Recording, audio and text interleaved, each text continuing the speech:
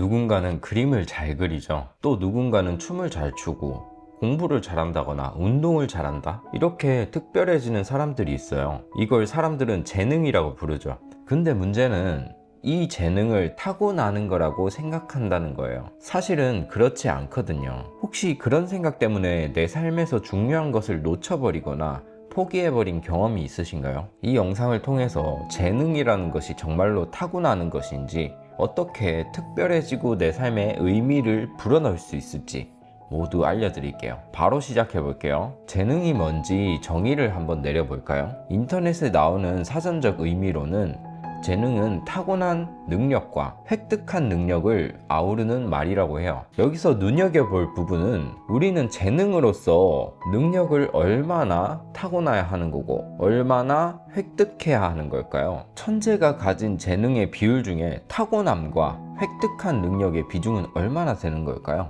생각해보면 이상하죠? 알고 보면 나와 특별히 다른 사람은 별로 없는데 말이에요. 우리는 흔히 타고남에만 집중하고 싶어 하지만 사실 제 경험상 그 반대였어요.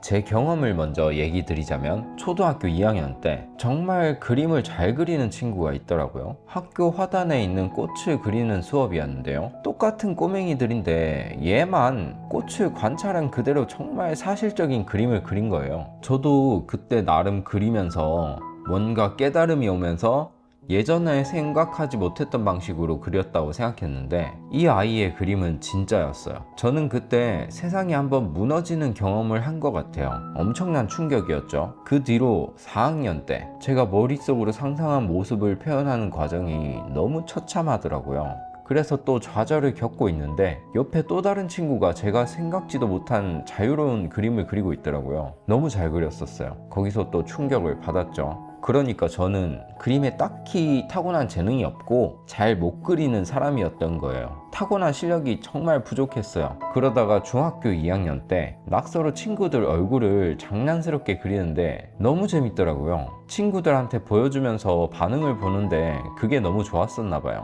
그 뒤로 자꾸 그리다 보니까 어느새 웃는 반응이 우아하는 감탄사로 바뀌고 있더라고요. 그리고 고등학생이 되면서 제가 미술 입시 학원에 가게 되는데 그때 천재라는 소리를 듣게 되더라고요. 이 경험은 무엇을 얘기하는 걸까요? 먼저 재능은 재미에서부터 시작한다는 거예요. 계기가 뭐가 됐든 좋아요.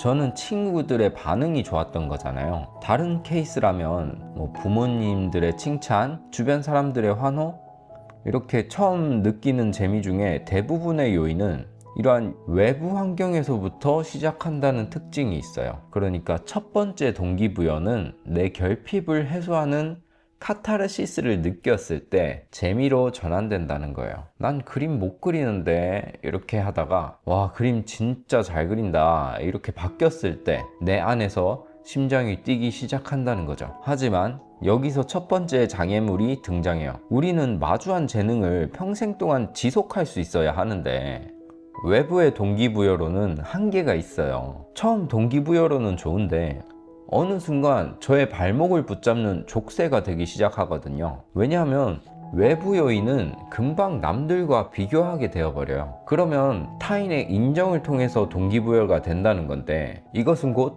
명예를 채우고 싶다는 거예요. 그렇게 해서 인정을 받으려면 남들보다 더 잘해야 되는데 결국 1등을 해야 만족할 수 있다는 거잖아요. 근데 1등을 할 수가 있어요? 만일 1등을 하기라도 하면 그 뒤에는 어떻게 동기부여를 얻죠? 이제 나는 이미 1등이 되어버렸는데 말이에요. 밑에서 치고 올라올까봐 걱정하면서 지속하면 고통스러울 뿐이거든요. 그런 상태라면 1등을 뺏기는 순간 이 재능을 포기하게 될 수도 있고요.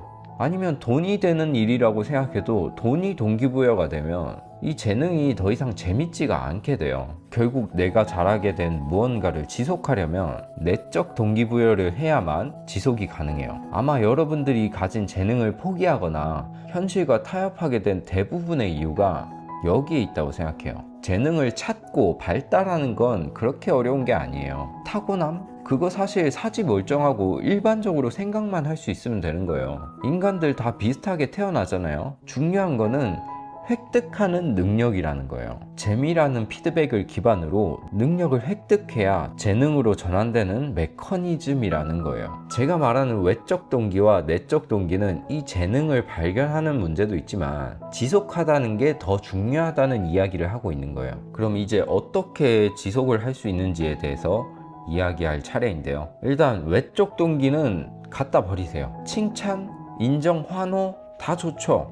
그렇지만 그거 없어도 지속할 수 있어야 해요. 심지어 돈까지도요. 그렇게 되면 진짜 온전히 나만의 길을 개척할 수 있는 진정한 천재가 되시는 거거든요. 내적 동기는 부정적인 것과 긍정적인 동기가 있어요. 둘 다 너무 좋은 동기죠. 부정적인 내적 동기는 결핍이에요. 예를 들면 고통스러운 마음을 그림을 통해 표현하거나 아니면 타인의 무시나 차가운 시선들이 오히려 깨달음을 얻게 되는 결정적인 단서가 된다거나 이런 거 말이죠. 긍정적인 동기는요, 내 안에서 흘러나오는 그냥 충만함이랄까요? 그런 순간 그냥 하고 싶은 충동들이 있어요. 이건 내 안에 그릇이 꽉 참으로써 흘러넘치는 내용물들을 행동으로써 발현시키는 느낌인 것 같아요. 아무 생각 없이 밀린 집안일을 했는데 뿌듯한 거 있죠. 그런 것처럼 저도 혼자만의 시간을 가질 때 그림을 그리게 되더라고요. 이 두 가지는 번갈아서 와요.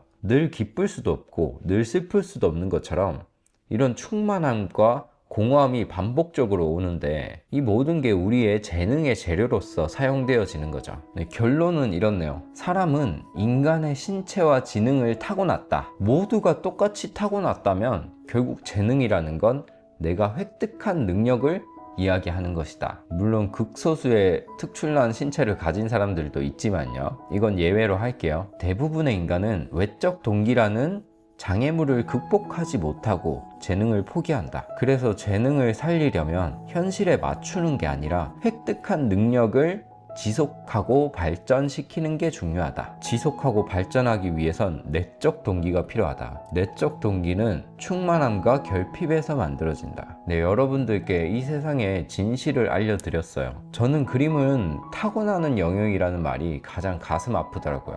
막 감탄하면서 부럽다, 나도 저렇게 그리고 싶다, 막 이렇게 얘기하는 것들이요. 제가 2학년 때 진짜라고 생각했던 그 친구도 사실은 재미를 통해서 획득한 능력이었을 텐데 말이에요. 사실 이 모든 능력들을 혼자 온전히 획득하는 게 어려운 거지, 이미 잘하는 선생님한테 배우면 쉬운 거거든요. 자, 그래서 저는 그림을 그리는 사람이다 보니까 그림의 관점에서 많은 설명을 해버렸는데요. 혹시나 다른 능력으로 재능을 바라보신다면 또 다른 많은 의견들이 있으실 것 같아요. 그런 부분은 댓글로 공유해봤으면 좋겠어요. 그림에 대해서는 어떻게 시작할 수 있는지 알려드리는 영상을 고정 댓글에 남겨드릴 테니까요. 관심이 있으신 분들은 참고해 주시고요. 좋은 깨달음 얻으셨다면 구독과 알람 설정으로 다음 영상에서 또 만났으면 좋겠어요. 그럼 이만.